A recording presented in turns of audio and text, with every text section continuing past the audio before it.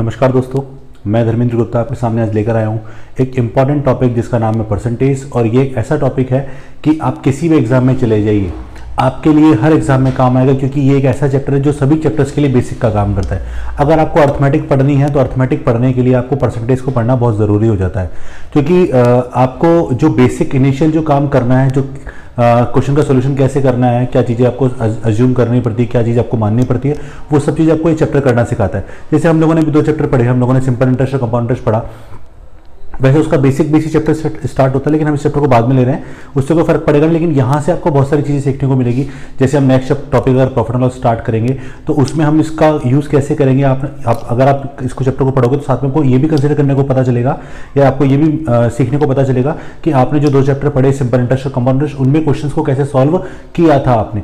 ठीक है, तो मैं इस चैप्टर की बात करूँ, ये चैप्टर ऐसा है कि आप किसी भी एग्जाम को देख लीजिए, आप चाहे आप एसएससी चले जाइए, चाहे आप बैंक में चले जाइए, ठीक है, चाहे आप रेलवे में चले जाइए, क्या आप चाहे यूपीएससी, चाहे एसएससी, चाहे हम लोग राजस्थान लेवल के किसी भी एग्जाम की बात करें, वहाँ हर एग्जाम के अंदर ये चैप्टर काम में आता है। क्योंकि मैं आपको फिर बता रहा हूँ कि ये चैप्टर आपके बेसिक कहने का मतलब आपको क्वेश्चन कैसे करना है, क्वेश्चन को समझना है, क्वेश्चन क्या कहना चाह रहा है, वो सब चीज़ इस चैप्टर में आपको वो सब चीज़ आपको इस चैप्टर में मिलेगी। कि इस चैप्टर से हम लोग ये सीखेंगे कि क्वेश्चन को कैसे ईजी बना सकते हैं हम लोग।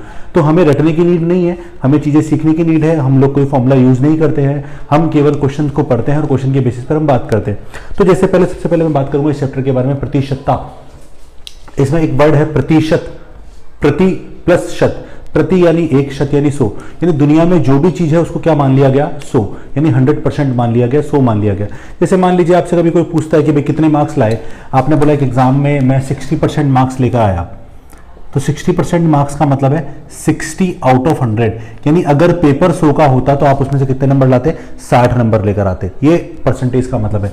या आप बोलते कि मैं 75% मार्क्स लाया हूं, इसका मतलब 75 आउट ऑफ 100, क्या मतलब है, अगर पेपर 100 का होता तो आप उसमें से कितने लाते, 75 मार्क्स लाते। तो ये हमारे लिए परसेंटेज है, यही हमारा क्या है, परसेंटेज है। इसके अलावा परसेंटेज कुछ नहीं, यानी 100 के हिसाब से, यानी 100 के अकॉर्डिंग वैल्यू को अज्यूम करना क्या कहलाता है, परसेंटेज कहलाता है। इसके अलावा जैसे मैं बोलूं कि आप जैसे मान लीजिए 40 का 20% आपको निकालना है, तो क्वेश्चन है कि 40 का 20% क्या होगा। तो आप क्या करते हैं, हम लोग क्या करते हैं, हम लोग 40 का मतलब यहां पर जो होता है वो मल्टीप्लाई होता है। तो 40 का 20%, परसेंट का मतलब होता है 20/100। हम ये सॉल्यूशन करते हैं, ठीक है, और यहां से कैलकुलेटर के आंसर बोलते हैं 8। लेकिन इसके अदर देन अगर हम बात करें कि परसेंटेज का प्रॉपर मीनिंग क्या है, वो देखो एक बार। तो सबसे पहले 40 का 20% निकालना है। अब पहले समझो 20% क्या है, तो 20% है, अगर चीज 100 में से अगर आपको लेनी है तो कितनी लोगे, 20% का मतलब है 100 में से अगर आपको लेना है तो कितना लेते हो आप बेटा, 20 लेते हो। इसका मतलब अगर आप 1 में से लोगे तो कितना लोगे, 20/100। पर हमें कितने में से मांग रहा है, 40 में से, क्योंकि 40 का वो हिस्सा जो 20 में से 100 है, 40 का वो हिस्सा जो 20 में से क्या है, 100।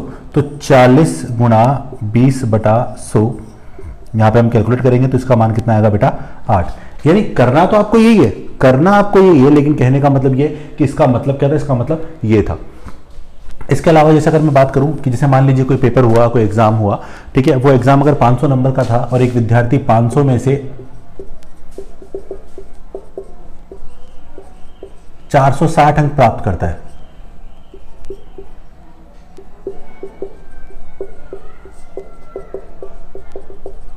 तो उसका प्रतिशत प्राप्तांक क्या होगा, ये हमारा क्वेश्चन है। तो हम लोग कैसे सॉल्व करते हैं, हम लोग ऐसे सॉल्व करते हैं कि 460 कितने में से, 500 में से, और परसेंटेज निकालने के लिए क्या करते हैं, गुणा 100 करते हैं, और हम इसका सॉल्यूशन निकाल लेते हैं। इस तरह से हमारा आंसर आता है 92%। बट ये तो हमारे करने का तरीका, इसका मतलब समझो मैं क्या कह रहा हूं, परसेंटेज का मतलब है 100 के अकॉर्डिंग बात करना। इसका मतलब क्या है, इसका मतलब है अगर 500 में से अगर आप 460 मार्क्स लाते हो तो इसका मतलब बताओ 1 में से कितने लाओगे, तो 460/500, और अगर 100 में से लाओगे तो 100 में से कितने लाओगे, 460/500 गुणा 100। तो इस तरह से हम देखो, काम तो ये किया हम लोगों ने, जो ऊपर किया वही काम किया, लेकिन इसका मतलब प्रॉपर ये था। तो परसेंटेज का प्रॉपर मतलब क्या है, 100 के अकॉर्डिंग तुलना करना, 100 के अकॉर्डिंग कंपेयर करना, 100 के अकॉर्डिंग बात करना, परसेंटेज कहलाता है। तो इस चैप्टर में जब भी हम सोल्यूशन करेंगे तो हम क्या करेंगे, हर चीज को अपन क्या मानेंगे, शुरू में बेसिकली 100 मान लेंगे। जरूरी है 100 मानना, ऐसा जरूरी नहीं 100 मानना, बट 100 मानने से चीजें क्या हो जाएंगी, आसान हो जाएंगी। क्यों, क्योंकि जैसे हम बात करें 100 का 20%, तो 100 का 20% 20 होता है, 100 का 40% कितना होता है? 40 होता है। 100 का 50% कितना होता है? 50 होता है। ऐसे 100 में 10% बढ़ा दो तो कितना हो जाएगा? 110। 100 में 20% बढ़ा दो कितना हो जाएगा? 120। इस तरह से हम वैल्यूज को डिफर कर सकते हैं। ठीक है, आगे बात करते हैं। तो मैं एक एग्जांपल से बात करता हूं कि हम क्वेश्चन को कैसे सॉल्व करेंगे, क्वेश्चन में कैसे हम 100 मानेंगे या कोई नंबर मानेंगे, तो क्वेश्चन का सॉल्यूशन कैसे इजी होगा। तो वो देखिएगा आप लोग कि क्वेश्चन को अज्यूम कैसे कर सकते हैं, सॉल्यूशन कैसे कर सकते हैं, इजी कैसे बना सकते हैं और बिना फॉर्मूले के क्वेश्चन कैसे सॉल्व कर सकते हैं। क्योंकि कई लोगों के दिमाग में होता है कि फॉर्मूला या इक्वेशन जब तक यूज नहीं करेंगे क्वेश्चन का सॉल्यूशन कभी नहीं हो सकता। और बहुत सारे टीचर आज इसी तरीके से पढ़ाते हैं, आज भी इस तरीके से पढ़ाते हैं कि क्वेश्चन का सॉल्यूशन एक लेंथी तरीके से करते हैं। वो इक्वेशन मानना, अज्यूम करना, उसको मतलब इक्वेशन मान के अज्यूम करना बहुत लंबा हो जाता है। तो बेस्ट है कि क्वेश्चन को नंबर से अज्यूम करो, क्वेश्चन में जो नंबर बोलना चाह रहे हो उसी को अज्यूम कर लो जिसकी बात करना चाह रहे हैं। तो उससे क्वेश्चन क्या होगा? इजी हो जाएगा। ना आपको इक्वेशन बनानी पड़ेगी, ना आपको कोई सॉल्यूशन याद रखना पड़ेगा, ना कोई समीकरण आपको यूज करना पड़ेगा। तो देखिएगा क्वेश्चन को सॉल्व कैसे करते हैं। तो पहले एग्जांपल देखते हैं। एक एग्जांपल है, किसी संख्या के 60% में 42 जोड़ दिए जाएं तो उस संख्या का 67% प्राप्त होता है। किसी संख्या के 60% में 42 जोड़ दिए, 60% में 42 जोड़ दी जाए तो उस संख्या का कितना परसेंट प्राप्त हो रहा है? 67%। तो इसको मैं लिख देता हूं एक बार। वैसे इक्वेशन बना सकता हूं बट इक्वेशन बनाने में टाइम क्यों वेस्ट करना। 60% में कुछ जोड़ा, कितना जोड़ा? 42, और कितना मिला? 67% प्राप्त हुआ। ये क्वेश्चन कह रहा है। क्वेश्चन क्या कह रहा है आगे? तो पहला वह संख्या क्वेश्चन मार्क यानी कुछ संख्या ज्ञात करो, दूसरा उस संख्या का 70% ज्ञात करो यानी जो भी संख्या आएगी 70% ज्ञात करो, तीसरा उस संख्या का 120% ज्ञात करो। ये हमारा क्वेश्चन है। अब सॉल्यूशन की बात करते हैं। तो आपको क्वेश्चन में केवल ये गिवन है। अब सबसे पहली चीज आपको क्या करना है, जैसे हम लोगों ने सिंपल इंटरेस्ट, कंपाउंड इंटरेस्ट में पढ़ा, सेम वही वैल्यूज, वही कंडीशंस आपको यूज करनी है। क्या कि आपको एक वैल्यू तो काल्पनिक लेनी है और एक वैल्यू वास्तविक लेनी है। कहने का मतलब एक का परसेंटेज वाला यानी एक का अज्यूम वाला मान आपको लेना है, दूसरा उसका जो रियल मान है, वास्तविक मान है, वो आपको लेके चलना है। ठीक है, देखिएगा कैसे। ये बताओ 60% में कितना परसेंट जोड़ूं कि 67 आ जाए। तो 60 में अगर 7% ही जोड़ूं तो क्या 67% प्राप्त होता है? हाँ होता है। पर देखो दो तरीके से बात करते हैं। 60 में 42 जोड़ने पर 67% प्राप्त हो रहा है और 60 में 7% जोड़ने पर भी कितना प्राप्त हो रहा है? 67% प्राप्त हो रहा है। इसका मतलब क्या है? इसका मतलब ये है कि यहां 7% जो है वो किसके बराबर है बेटा? 42 के बराबर है। तो 7% किसके बराबर है? 42 के बराबर है। कैसे? देखो 7% 42, ये परसेंट में है, चाहो तो लिख लो, कोई जरूरी नहीं है, बट वही लेफ्ट साइड आपका काल्पनिक मान, राइट साइड आपका वास्तविक मान। तो 7% 42 के बराबर है। 1% का मान निकाल लो, तो 42 7 के बराबर, तो 7 का भाग लगा दिया। अब सबसे पहला क्वेश्चन, वह संख्या ज्ञात करो। वह संख्या हमेशा कितना परसेंट होगी? अब जो भी चीज आपने अज्यूम किया ना वो हमेशा कितना परसेंट चलेगी? 100% चलेगी। तो सीधा सीधा क्या करो, पहले क्वेश्चन के लिए 100% का मान निकाल लो। तो वैसे अगर सॉल्व करोगे तो 6 आएगा और 6 इंटू 100% निकालना है तो 600। ठीक है। सेकंड क्वेश्चन है संख्या का 70%। अब देखो इंपॉर्टेंट बात क्या है, अगर आप समीकरण यूज करते या संख्या को x मान के करते तो पहले आपको 100% का x का मान निकालना पड़ता। यहां पर मान लीजिए जरूरी है कि पहला क्वेश्चन पूछे आपसे कि वह संख्या ज्ञात करने के बारे में, नहीं पूछे, वो तो सीधा आपसे पूछ ले संख्या का 70% ज्ञात करो। तो पहला तो करना ही नहीं पड़ेगा ना उस केस में। क्या पहला करना पड़ेगा? नहीं करना पड़ेगा। लेकिन अगर आप समीकरण बना के करोगे तो आपको पहला क्वेश्चन करना ही पड़ेगा किसी भी कंडीशन में।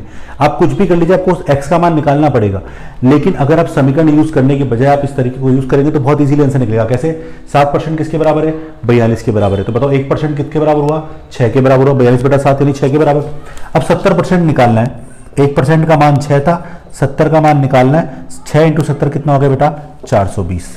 तो इस तरह से सेकंड क्वेश्चन का आंसर है 70% का मान कितना आ गया? 420। ऐसे अगर 120% निकालना हो तो 6 इंटू 120 जिसका मान कितना हो गया?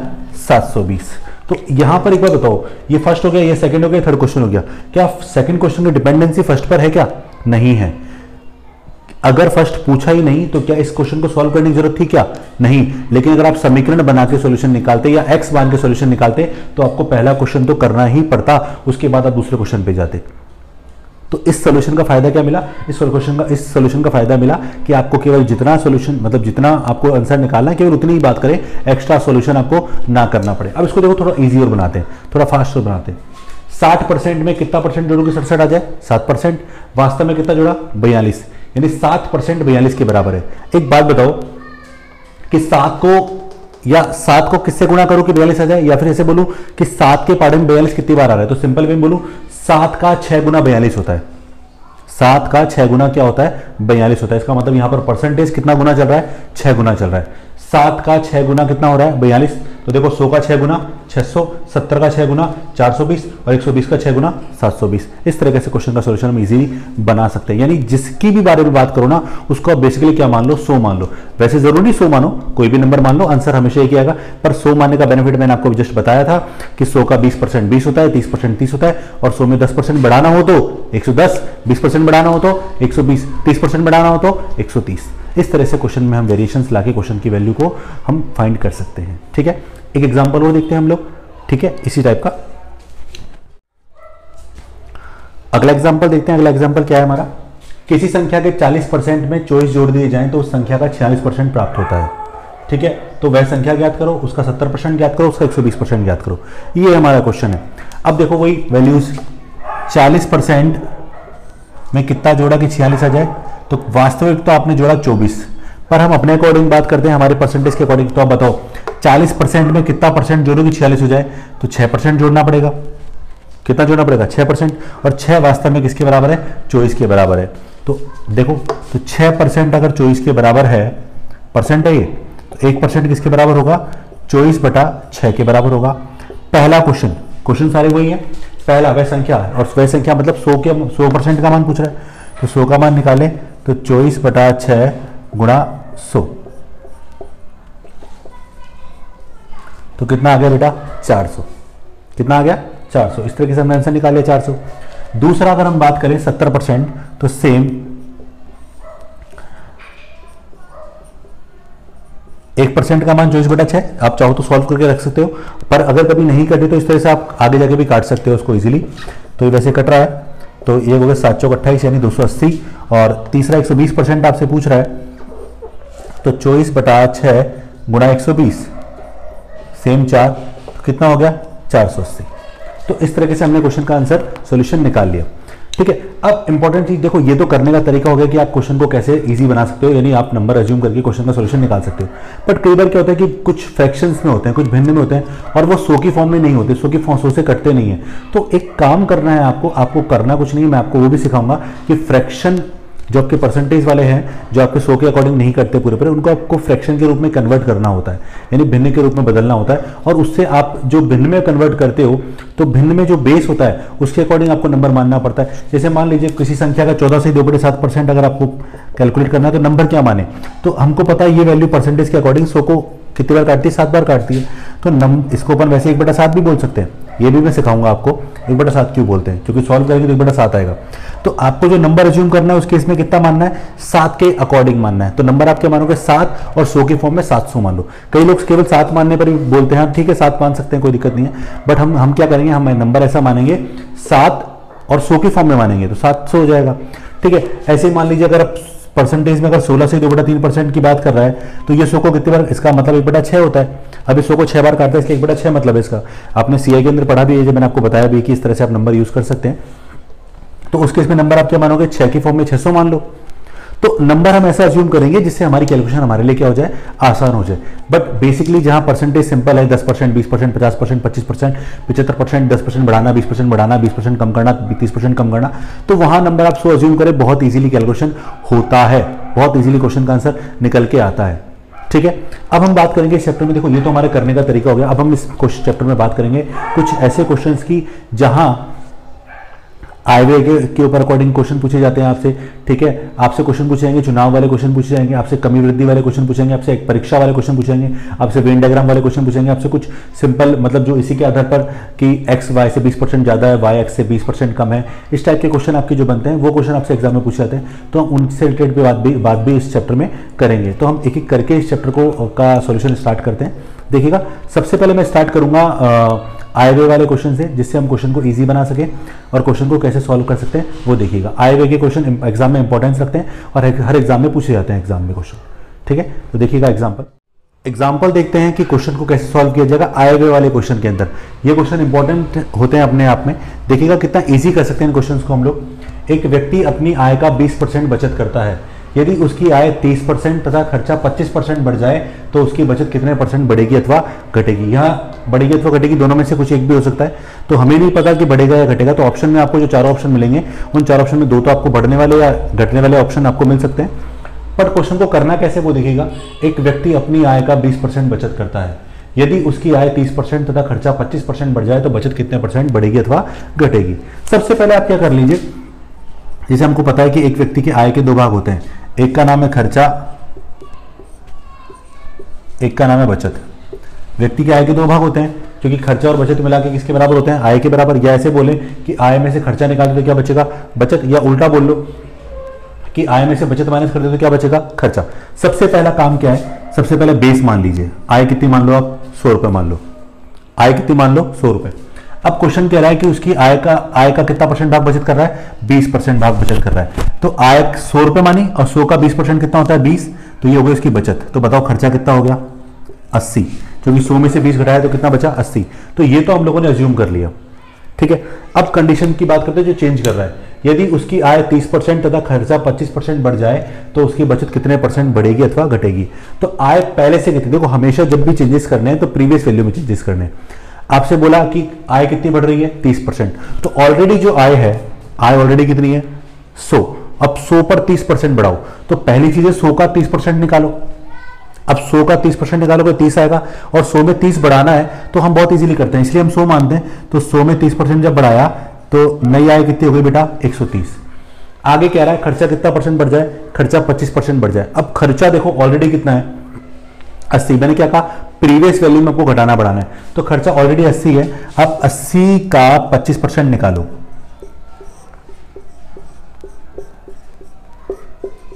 तो 80 का 25% कितना होता है, 20, ठीक है। वैसे हम कुछ फ्रैक्शंस में जब कन्वर्ट करेंगे तो हम डायरेक्टली ये चीज सीख लेंगे कि 25% क्या होता है, 1/4 होता है। तो सीधा 80 का 1/4 कितना हुआ, 20 रुपए, वो हमने निकाल लिया। अब खर्चा ऑलरेडी 80 है, 20 आपको बढ़ाना है, तो नया खर्चा कितना हो जाएगा, 100 रुपए। एक तरीका तो ये हो गया। सेकंड तरीका क्या है, देखो हर चीज अपने आप में कितना परसेंट होती है, 100%। यहां पर ये 80 जो लिखा है ना मैंने, ये 80 अपने आप में कितना परसेंट है, 100%। यानी 80 अपने आप में किसकी तरह वर्क करेगा, 100% की तरह वर्क करेगा। अब 80 पर 25% बढ़ाना है। अब 80 अपने आप में 100% है, और जब 100 पर 25% बढ़ाना है तो 100 पर 25 बढ़ाने का मतलब कितना हो जाएगा, 125। तो 80 गुणा 125 बटा 100।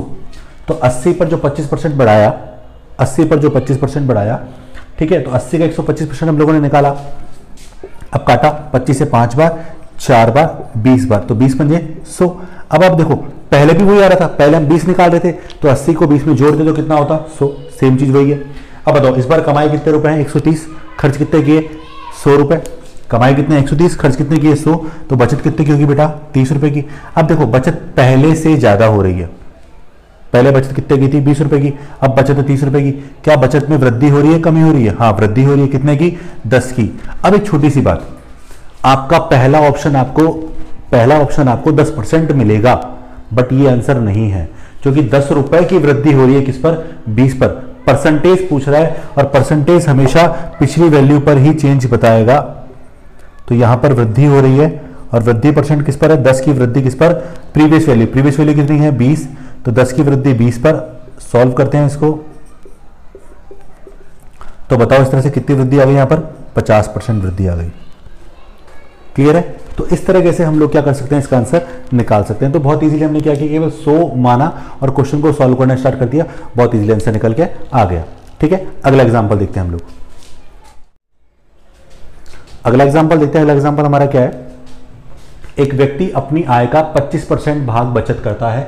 यदि उसकी आय 25% तथा खर्चा 20% बढ़ जाए, 25% तो बचत कर ली, आय कितनी बढ़ाई, 25% तथा खर्चा कितना बढ़ाया, 20% बढ़ जाए तो उसकी बचत कितने परसेंट बढ़ेगी अथवा घटेगी। सबसे पहला काम, आय अज्यूम कर लो। आय के दो भाग, एक का नाम खर्चा और दूसरे का नाम बचत। अब क्वेश्चन क्या कह रहा है कि व्यक्ति अपनी आय का 25% भाग बचत करता है। तो आय अगर अपन 100 रुपए मान लेते हैं, तो 100 पर 25% बचत किया तो कितना हो गया, 25 रुपए बचत हो गया। खर्चा कितना हो गया, 75 रुपए। ठीक है, यहां तक भाई 100 मान लिया, 100 का 25% बचत हो गया, बाकी 75% क्या हो गया, हमारा खर्चा हो गया। अब आगे बात करें, यदि उसकी आय 25% बढ़ जाए, तो पहले से 100 है, 100 पर 25 25, क्योंकि देखो 100 का 25% 25 ही होगा, तो कैलकुलेशन की नीड नहीं है, सीधा 125 लिख दिया। आगे क्या कह रहा है, खर्चा कितना बढ़ जाए 20%। अब खर्चा ऑलरेडी कितना है 75। अब दो तरीके से निकाल सकते हैं, मैंने आपको बताया। एक तो आप क्या करो, इंडिविजुअल 25 का 75 का 20% निकाल लो, 75 का 20% निकाल लो। तो 75 का 20% निकाला तो 20 5 से कट गया, वो 5 बार कट गया, 5 से काटा 15, तो यहां पर इस तरह से खर्चा कितना बढ़ गया 15 रुपए। ऑलरेडी खर्चा कितना है 75, तो 15 प्लस 75 कितना हो गया, दोनों को मिलाएंगे तो 90 रुपए हो गया। एक तरीका तो ये। सेकंड तरीका मैंने आपको क्या बताया कि 75 अपने आप में किसकी तरह बिहेव करेगा, 100% की तरह। और 100% पे जब आप 20% बढ़ाओगे तो 75 का 100% तो ऑलरेडी है, 20% बढ़ाया तो कितना हो गया 120%। तो 75 का 120% डायरेक्टली निकाला, तो 20 से काटा 6 बार, 20 से काटा 5 बार, 5 से काटा 15, तो 15 छकी 90 रुपए। अब बताओ पहले कितने रुपए कमाता था मैं, 125 रुपए कमाता था। ओ सॉरी, पहले 100 रुपए कमाता, अब कितने कमाता हूँ 125 रुपए। 125 में 90 रुपए मेरा क्या हो गया खर्चा। अब इसमें इसको जब लेस करूंगा तो कितना हो गया 35 रुपए, वो मेरी क्या हो गई बचत। अब देखो पहले की बचत कितनी थी 25, अब की बचत कितनी है 35। बताओ पहले से ज्यादा है या कम है, पहले से ज्यादा है कम, ज्यादा। कितना, वही सेम 10, बट क्या 10% इसका आंसर होगा, नहीं। अब 10 की वृद्धि किस पर, प्रीवियस वैल्यू पर। प्रीवियस है 25 गुणा 100, 25 चौक 100, तो इस तरह से वृद्धि परसेंट कितना हो गया 40%। तो यही हमारा क्या है आंसर है। ठीक है, अगला एग्जांपल देखते हैं। अगला एग्जांपल देखते हैं, अगले एग्जांपल में क्या चेंज किया है देखते हैं इस बार। एक व्यक्ति अपनी आय का 90% खर्च करता है। पिछली बार बचत की बात करता है, अब उल्टा बोल दिया खर्च की बात कर रहा है। क्वेश्चन में कुछ चेंज है कि हाँ, बस केवल ये चेंज है कि खर्च कर रहा है और वहां पहले क्या था बचत करता है, मतलब लगभग सिमिलर चीजें। आगे पढ़ते हैं। यदि उसकी आय 15% तथा खर्चा 20% बढ़ जाए तो उसकी बचत कितने परसेंट बढ़ेगी अथवा घटेगी। अब आपको करना आ गया, चलिए स्टार्ट करते हैं। सबसे पहले आय के दो भाग, आय के दो भाग, एक का नाम है खर्चा और दूसरे का नाम है बचत। बताओ इनकम कितनी मानी 100, 90% खर्च कर दिया, तो लोग पहले हम बचत लिखते थे, अब की बार क्या लिखा खर्चा लिखा। 100 रुपए कमाए, 90 रुपए खर्च कर दिए, बचत कितने की रह गई 10 रुपए की। अब आगे पढ़ते हैं क्या लिखा हुआ, यदि उसकी आय 15%, यानी 100 पर 15 बढ़ाया तो कितना हो गया 115। अब बोल रहा खर्चा, खर्चा खर्चा आपको 20% बढ़ाना है, तो 90 पर, अब नहीं लिख रहा डायरेक्ट लिख रहा हूं, 90 का 20% बढ़ाना है, 90 का 120। 120 पता नहीं क्यों आया, क्योंकि 90 अपने आप में कितना परसेंट होता है 100% होता है, तो उसके बेसिस पे हम लोगों ने मान लिया उसको। अब 12 नाम 108। अब बताओ इस बार कमाई कितने हैं 115 रुपए, इस बार कमाई कितने हैं 115, खर्च कितने कर दिए 108 रुपए, तो 115 कमा के 108 रुपए खर्च कर दिए, बचे कितने 7 रुपए की बचत हुई। अब बताओ क्या बचत पहले से ज्यादा है या कम है, पहले बचत 10 रुपए की थी, अब बचत 7 रुपए की, ज्यादा है कम, तो बचत 3 रुपए घट गई। अब ये घट गई यानी कमी हो गई, तो पहले वृद्धि थी, अब की बार कमी, परसेंट कितने की कमी 3 की, किस पर 10 पर, गुणा 100। तो इस तरह से हमारी जो कमी हुई है वो कितना परसेंट हुई है बेटा 30% हमारे कमी हो गई। अब आपके दिमाग में होगा क्या हर बार 100 मान के काम चल जाएगा क्या, नहीं, हर बार 100 मान के काम नहीं चलेगा, आपको कभी कभार क्वेश्चन के अकॉर्डिंग भी वैल्यू माननी पड़ेगी, बट आप 100 के अकॉर्डिंग मानना 100 के अकॉर्डिंग ही है, पर क्वेश्चन के अकॉर्डिंग नंबर ऐसा लेना है कि 100 के फॉर्म में भी हो और क्वेश्चन के फॉर्म में भी हो, जिससे क्वेश्चन आपका क्या हो जाए इजी हो जाए। यानी मेनली हमें करना क्या है, हमें करना यह है कि एग्जाम में कैसे भी करके टाइम बचाना है। हमें एग्जाम में करना क्या है, हमें कैसे भी करके टाइम बचाना, और टाइम केवल तब बच सकता है जब हमारी स्टेप्स कम होंगी। सॉल्यूशन का हम लोग बहुत शॉर्ट में लिखेंगे, कोशिश करेंगे कि कम से कम हम सॉल्यूशन लिखें और जो आंसर आए वो बहुत सही आंसर आए, गलत होने की चांसेस बिल्कुल ना हो। तो इस तरह से हमें क्वेश्चन का सॉल्यूशन निकालना है। अब देखिएगा अगला कुछ ऐसा एग्जांपल जिसमें 100 नहीं मानूंगा, पर 100 के अकॉर्डिंग और क्वेश्चन के अकॉर्डिंग नंबर कैसे अज्यूम करूंगा वो देखिएगा अगला एग्जाम्पल है। अगला एग्जांपल देखते हैं जो मैं आपको चेंज करना जा रहा हूं, वो देखिए क्वेश्चन में चेंज किस टाइप का होगा और क्वेश्चन का सॉल्यूशन कैसे आपको चेंज करना है। तो देखो एक व्यक्ति के खर्चे और बचत का अनुपात 5:3 है।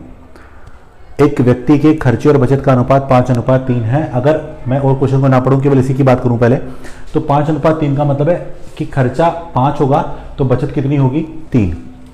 खर्चा 5 होगा तो बचत कितनी होगी 3, यानी टोटल आय कितनी होगी 5 और 3 मिलाकर 8। इसका मतलब यह है कि अगर मैं 8 रुपए कमाता तो 5 रुपए मैं खर्च करता और 3 रुपए मैं क्या करता बचा लेता।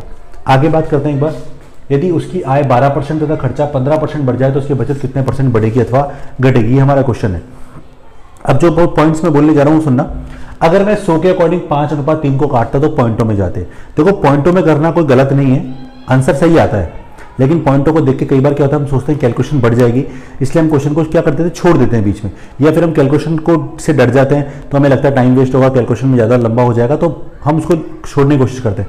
लेकिन हमें वो सब काम नहीं करना है, हमें क्या करना है, हमें नंबर ऐसा अज्यूम करना है कि पॉइंटों में जाए ही ना, लेकिन उसके लिए हमें प्रैक्टिस करनी पड़ेगी। जैसे अब यहाँ पर 5:3, अगर मैं 5:3 को अगर 100 के अकॉर्डिंग काटूंगा तो वो हमारे लिए लंबा हो जाएगा। तो क्या करें, हम एक ऐसा नंबर अज्यूम करें कि जिसे हमें तोड़ने छोड़ने की जरूरत ही ना पड़े, काटने की जरूरत ना पड़े, और नंबर ऑटोमेटिक ही अपने पास कटा कटा मिल जाए। तो एक काम करते हैं, 5 और 3 मिला के आय कितनी मान लेते हैं, 8 मान लेते हैं। लेकिन अब आपके मन में क्या है कि सर हम तो देखो आपने भी 100 करना सिखाया, हाँ 100 से ही करेंगे हम लोग किसे करेंगे, 100 से ही करेंगे, बट क्वेश्चन ने कितना बोला है, 8 करने को बोला है। तो एक काम करते हैं, 100 की इच्छा भी पूरी करते हैं, अपनी इच्छा भी पूरी करते हैं। तो 100 और 8 को मिला के नंबर क्या मान लेते हैं, 800। तो देखो आय कितनी मान ली, 800, 100 और 8, यानी 100 के फॉर्म में भी 8 के फॉर्म में भी। अब बताओ 100 को 5:3 में बांटो तो खर्चा कितना हो जाएगा, 500, और बचत कितनी हो जाएगी, 300। 5:3 आ गया। अगर आप 8 मानते तो 5 और 3 होता, सेम वही चीज होती। लेकिन 100 की फॉर्म में मानने का बेनिफिट पता है क्या है, जब आप परसेंटेज के अकॉर्डिंग कैलकुलेट करोगे तो वैल्यू पॉइंटों में नहीं जाएगी, सीधी वैल्यू निकल के आ जाएगी, जो हमारे लिए क्या हो जाएगी, बहुत सही लगेगी हमें, जिससे हमारा क्वेश्चन में हमें दिक्कत नहीं आएगी। अब 800 पर 12% बढ़ाना है। अब देखो 100 होता तो सीधा 112 लिखता, पर यहां पर 800 पर 112, कारण चूंकि 800 अपने आप में कितना परसेंट है, 100%, 12% आपको बढ़ाना है तो बढ़ा दिया। तो अब 112 इंटू 8 किया तो 896 रुपए मैंने कमा लिए। खर्चा कितना बढ़ाना है, 15%। अब 500 पर 15% बढ़ाना है, 15 मतलब 115 है ना। अब इसको मल्टीप्लाई किया तो कितना है, 575। अब देखिए आप अपने आप से कितना इजी हो गया हमारे लिए। 800 पहले कमाता था, अब कितने कमा रहा हूँ, 896। पहले खर्च कितने करता था, 500, अब कितने खर्च कर रहा हूँ, 575। अब बताओ इस बार कमाई कितने हैं, 896 रुपए, खर्च कितने कर दिए, 575। तो अगर इसमें इसको घटाऊंगा तो यहाँ पर अपने पास आएगा 321 रुपए बचत निकल के आएगी। यानी इस बार अगर 896 रुपए कमाए, 575 रुपए खर्च किए, तो बचत कितने की हो गई, 321 रुपए की। अब पहले से बचत कितनी है, 300, अब कितनी है, 321। क्या बचत पहले से ज्यादा है या कम है, ज्यादा है, कितना, 21 रुपए। तो इस तरह से यहां पर हम देखें तो वृद्धि कितनी की हो गई बेटा, 21 की वृद्धि, किस पर, 300 पर, गुणा 100, तो आंसर कितना आ गया, 7%। ये क्वेश्चन हमारे एसएससी में आया हुआ क्वेश्चन है ये।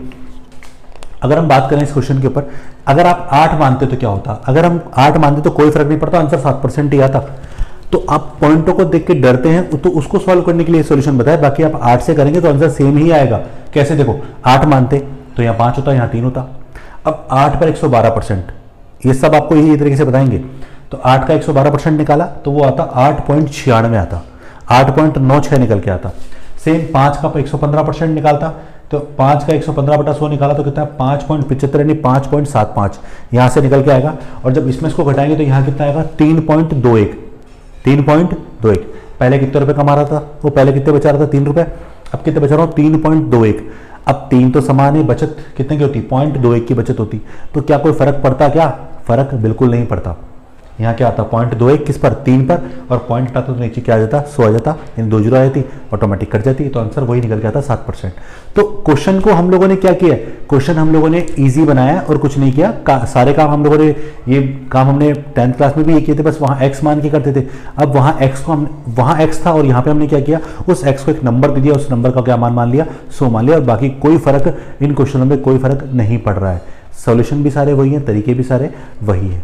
ठीक है, आगे बात कर, एक एग्जांपल और देखते हैं उस टाइप का जो अभी हमने रेशो की फॉर्म में जो देखा था, उसको हम वापस से दोबारा देखते हैं। पर दूसरा एग्जांपल देखें अब की बार। एक व्यक्ति के खर्चे और बचत का अनुपात 7:4 है। यदि उसकी आय 10% तथा खर्चा 15% बढ़ जाए तो उसकी बचत कितने परसेंट बढ़ेगी अथवा घटेगी। ये मेरा क्वेश्चन है, देखेंगे इसको। तो 7:4, 7:4 का मतलब 7 और 4 टोटल कितना हो गया, 11। भाई खर्चे और बचत का अनुपात है। हाँ, इस वर्ड को जरूर फोकस करना कि खर्चा और बचत लिखा हुआ है, कहीं यहाँ पे आय और खर्चा लिखा होता है, इसका मतलब क्या होता कि आय 7 रुपए तो खर्चा कितना 4, तो बचत कितनी होती 3। तो वो आपको नंबर देख के अज्यूम करना है कि क्या बोला गया। तो यहाँ पर खर्चा और बचत मिलाकर 7 और 4 यानी 11 हो गए। तो अपन अपनी आय कितनी मान ले, 11 की फॉर्म में 1100, खर्चा कितना हो जाएगा 7 की फॉर्म में 700, और बचत 4 की फॉर्म में 400 रुपए। ठीक है, अब आय कितनी बढ़ानी है 10%। अब ऑलरेडी आय है 1100, 1100 पे 10% बढ़ाया, 10% बढ़ाने का मतलब कितना हो जाता है 110%, क्योंकि हर चीज अपने आप में कितना परसेंट है 100%। अभी तक हम लोगों ने इनमें वैल्यू कम नहीं करी, अगर कम करता 10% या कम ही लिखता तो यहाँ कितना लिखता 90% लिखता, कोई फर्क पड़ता? फर्क कुछ नहीं पड़ता। ठीक है, अब करो उसको सॉल्व। तो इसका मतलब हो गया कि आपकी इस बार आय कितनी है 1210 रुपए। खर्चा 15%, तो 700 पर 15% बढ़ाया तो ये हो गया 805 रुपए। इसका मतलब ये है कि इस बार आपने 1210 रुपए कमाए हैं, 805 रुपए आपने खर्च किए हैं, इसमें इसको लेस किया तो बचत हो गई बेटा 405 रुपए की। बचत कितनी हो गई 405 रुपए की। अब बताओ कमाए, पहले बचत कितने की थी 400 की, और बचत कितनी है 405 की। क्या बचत बढ़ रही है घट रही है? बचत बढ़ गई, 5 रुपए की बचत बढ़ गई। यानी अगर मैं निकालूं यहां वृद्धि परसेंट तो 5 की वृद्धि किस पर 400 पर गुणा 100 तो 1.25% की क्या हो गई वृद्धि हो गई। हाँ एक चीज और नोट करिएगा, यहाँ ऑप्शन पॉइंटों में आ रहा है, आप अपने ऑप्शंस को जरूर चेक करिएगा ऑप्शन पॉइंटों में है या फ्रैक्शन में है। अगर भिन्न में या फ्रैक्शन के रूप में है तो आप उसको उस अकॉर्डिंग ही सॉल्व करें, और अगर पॉइंटों में तो पॉइंट के अकॉर्डिंग सॉल्व करें। कहीं गलती ये जल्दबाजी में ना करें कि आप यहाँ पर पॉइंटों में ऑप्शन में भिन्न दे रखिए तो आप सॉल्व करके टाइम वेस्ट करें, क्योंकि यहाँ सॉल्व करोगे फिर दोबारा आप जब देखोगे ऑप्शन तो ऑप्शन भिन्न में मिला, फिर आप दोबारा करोगे। तो आप क्वेश्चन पढ़ने के साथ साथ ऑप्शन चेक कर सकते हैं कि ऑप्शन किस टाइप के हैं। तो ये चीज़ दिमाग में रखने वाली होती है कि जब हम सॉल्यूशन साथ में कर रहे हैं तो क्वेश्चन को कैसे इजी बना सकते हैं। अब मैं आगे बात करूंगा, ये तो हमारे चलो आय व्यय के क्वेश्चन हो गए, और इस आय व्यय के क्वेश्चन में देखो एक बेनिफिट बताता हूं मैं आपको। अगर यहाँ किसी की वैल्यू भी दे रखी है ना, आपको किसी की भी वैल्यू दे रखी है तो आप बहुत इजीली इसको चेंज कर सकते हो, उस वैल्यू को आप बहुत इजीली निकाल सकते हो और बहुत इजीली इस क्वेश्चन पे सॉल्यूशन निकाल सकते हो। कारण मान लो अगर आपको आय दे रखी होती, आय दे रखी थी तो आय यहाँ पर क्या है 1100, तो 1100 उसके बराबर हो जाता, बाकी कोई फर्क नहीं पड़ रहा है यहाँ पर। ये 1100 किसके बराबर होता, सेम उसके बराबर होता। अब वृद्धि परसेंट, ये वृद्धि परसेंट तो किस पर है, इस पर है। लेकिन अगर आपसे ऐसे पूछा जाता कि भाई पहले क्या है, मान लो आपको पहले की कोई आय दे रखी है, या मान लो को 11,000 रुपए पहले की आय दे रखी है या 11 लाख रुपए दे रखी है, तो पूछता है इस बार की बचत कितनी है, तो अब की बार बचत कितनी है 405। तो अगर मान लीजिए इस क्वेश्चन में अगर मुझे आय दे रखी होती तो मैं आय को 1100 के बराबर करता और किसका मान निकाला था 405 का। या मुझसे पूछ रहा है वृद्धि कितनी है, वृद्धि पूछता कितनी है, तो वृद्धि कितनी होती 5, तो सीधा 5 का मान निकाल लेता। तो इस तरीके से मैं उस क्वेश्चन का सॉल्यूशन भी निकाल सकता था बहुत इजीली। एक एग्जांपल इस टाइप का भी देखते हैं हम लोग, फिर हम आगे बात करते हैं। ठीक है, एग्जाम्पल देखिएगा, मैं किस टाइप के एग्जाम्पल की आपसे बात करने जा रहा था कि अगर आपको स्टार्टिंग में इनिशियल वैल्यू दे रखी हो, आय दे रखी हो, तो क्वेश्चन में कैसे आप चेंजेस कर सकते हैं या चेंज आपको कितना करना है वो आप देखिएगा आपकी बात। तो पहले तो मैं इसका जो अपना सॉल्यूशन अपन पहले से करते आ रहे हैं उसके बारे में बात करेंगे। तो यहाँ पर क्या क्वेश्चन पढ़ते हैं, पहले क्वेश्चन क्या है, एक व्यक्ति की आय 68,000 रुपए है, ठीक है, जिसमें से वह 17,000 रुपए बचत करता है, यानी 68 में 17,000 रुपए उसने बचत कर ली। आगे कह रहा है यदि उसकी आय 30% तथा खर्चा 20% बढ़ जाए, यानी उसकी आय ऑलरेडी जो है वो 30% बढ़ जाए, यानी 68,000 पर 30% बढ़ जाए, और उसका जो खर्चा है यानी जो भी खर्चा था वो 68 में 17,000 रुपये जो बचाता था, उसके अलावा जो खर्चा था उसका 51,000 रुपये, उस पर 20% बढ़ जाए, खर्चा बढ़ जाए, तो उसकी जो नई बचत होगी वो कितने रुपए की होगी, क्वेश्चन आपसे ये पूछना चाह रहा है। ठीक है, अब इसको दो तरीके से कर सकते हैं। एक तरीका तो स्टार्टिंग वैल्यू 68,000 लेकर ही कर लो, ठीक है। एक तरीका है कि आप स्टार्टिंग वैल्यू 100 लेके कंपेयर करके कर लो। सबसे पहले ये देखो कि 68,000 में से कितना भाग वो बचत करता है। तो अगर सबसे पहले मैं इसका बचत निकालना चाहूँ तो देखो बचत कितना परसेंट है उसकी, तो बचत है उसकी बेटा 17,000 रुपये, कितने में से 68,000 में से। अगर मुझे 100 के अकॉर्डिंग करना है तो पहले मुझे क्या करना पड़ेगा, 17,000 को 68,000 के हिसाब से कंपेयर करना पड़ेगा कि मैं कितना भाग अपना बचत करता हूं। तो इस तरह से ये कट गया पूरा 4 बार, यानी 25% भाग मैंने क्या कर लिया, बचत कर लिया। ये हमें पता होना चाहिए था, लेकिन अब जब आप प्रैक्टिस करेंगे, धीरे धीरे सीखेंगे, तो आपको दिख जाएगा 17,000 जो इसका 1/4 है, और 1/4 कितना परसेंट होता है, 25% होता है। अब अपने हिसाब से अपन क्या करते हैं, अपने हिसाब से अपन आय, खर्चा, बचत, ये तीनों मान लिया, और आय कितनी मान ली 100 रुपए, 100 में से 25 बचत कर लिया। 25 कहां से आया, ये निकाला अपन लोगों ने, ठीक है। अब आय में 100 में से 25 बचत कर लिया, खर्चा कितना हो गया 75।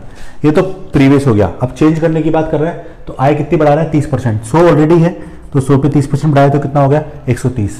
खर्चा कितना परसेंट बढ़ाना है 20%, तो 75 पर 20% बढ़ाया तो 75 का 120% निकाला, जो आएगा सॉल्व करने पर 90। 6 5 से काटा 15, 15 6 90।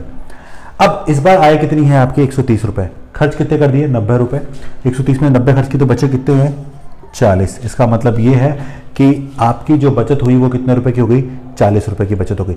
वो आपसे बचत परसेंटेज नहीं पूछ रहा, वो आपसे क्या पूछ रहा है, बचत कितनी होगी। इस बार बचत कितनी हो गई, 40 रुपए की बचत हो गई। किसके अकॉर्डिंग, अगर 100 रुपए के अकॉर्डिंग बात करूं तो कितनी हो गई, 40 रुपए। इसका मतलब ये है कि 100 अब की बार किसके बराबर मानना है आपको, 68,000 के बराबर मानना है। तो 68,000 अगर यहाँ 100 के बराबर है तो आपको 40 का मान निकालना है, ठीक है। तो ये आपकी बचत होगी, क्योंकि इसका मान निकालना है ना आपकी बार आपको। तो मैंने 68,000 से स्टार्ट नहीं किया, मैंने 100 से स्टार्ट किया, क्योंकि यहां पर ये जो सॉल्यूशन मैंने किया इसके अंदर आपकी कैलकुलेशन क्या हो गई है, इजी हो गई है, आसान हो गई है। तो यहां हमको ये बेनिफिट मिल रहा है। अब जरा देखो, कट गया। अब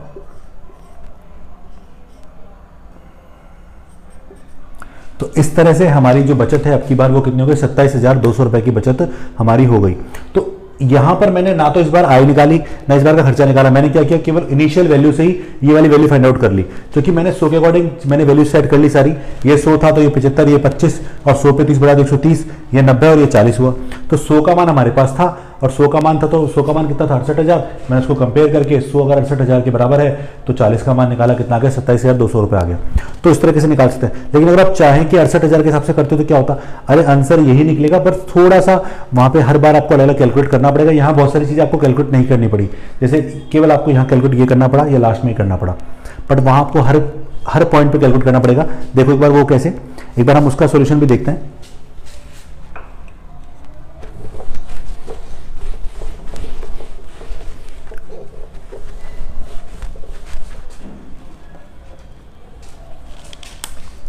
देखो उसको कैसे करते, आय कितनी है, 68,000, ठीक है। एक हो गया खर्चा, एक हो गया बचत। अब 68,000 में 17,000 रुपये अपन ने क्या कर लिए, बचा लिए। तो बताओ खर्च कितने करेंगे हम लोग, 51,000 रुपये। अब 68,000 पर 30% वृद्धि करनी है, तो 68,000 का 130% निकाल लो, एक तरीका तो ये। और इसके अलावा अगर आप चाहो तो 68,000 का 30% अलग से निकालो और इसमें जोड़ दो, 68,000 का 30% इसमें निकालो और जोड़ दो, ठीक है। तो देखते हैं 68,000 का 30% निकालो, चलो कैलकुलेट करते हैं। तो इसका मान निकल के आया 88,400 रुपये, ठीक है। कैलकुलेट करने पर ऐसे खर्चा बढ़ाते हैं, खर्चा कितना परसेंट बढ़ाना है, 20%। तो 51,000 का 20% यानी 120%, क्योंकि 20% बढ़ेगा यहां पर, ठीक है। तो यहां पर हमने निकाला तो इसका मान आया, कैलकुलेट करते हैं,